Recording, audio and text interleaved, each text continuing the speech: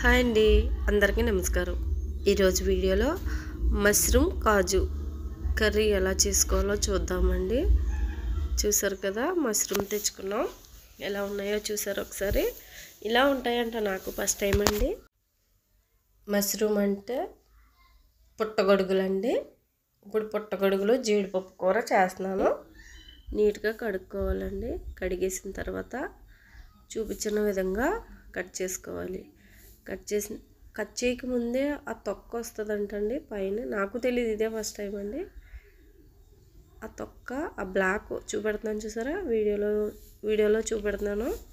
ఆ బ్లాక్ కూడా తీసేసుకోవచ్చంట, వండించుకుని కూడా కర్రీ చేసుకోవచ్చంట.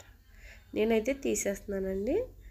తీసేసి నీట్గా చేసి కడిగి పక్కన పెట్టుకున్నాను. కొంత జీడిపప్పు నేను నేరుగా వేస్తున్నానండి, కొంత జీడిపప్పు పేస్ట్ చేస్తున్నాను.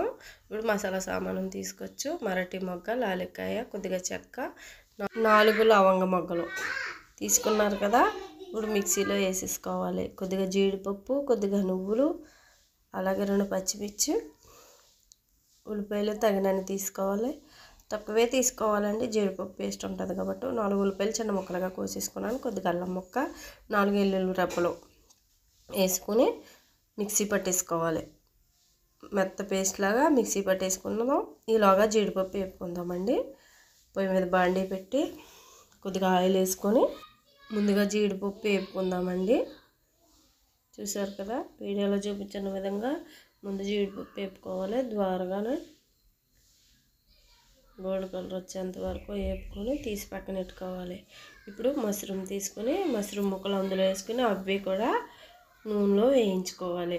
అవి వేసేటప్పుడు కొద్దిగా వాటర్ వస్తుందండి, కంగారు పడాల్సిన అవసరం లేదు.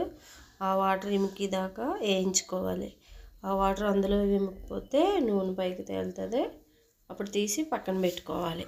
పక్కన పెట్టుకున్న తర్వాత పేస్ట్ చేసుకున్నాం కదండి, ఆ పేస్ట్ తీసుకొని ఆ ఆయిల్లోనే ఇంకొద్దిగా ఆయిల్ వేసుకొని అందులో ఆ పేస్ట్ని వేసుకొని వేయించుకోవాలి.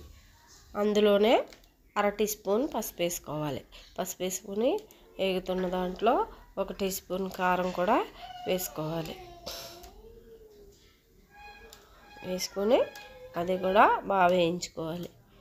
వేసిన తర్వాత అదంతా బాగా కలిసిన తర్వాత కొద్దిగా వాటర్ వేసుకోవాలండి. వాటర్ అంటే ఎక్కువ కాదు, చిన్న గ్లాసు వాటర్ వేసుకొని బాగా కలపాలి.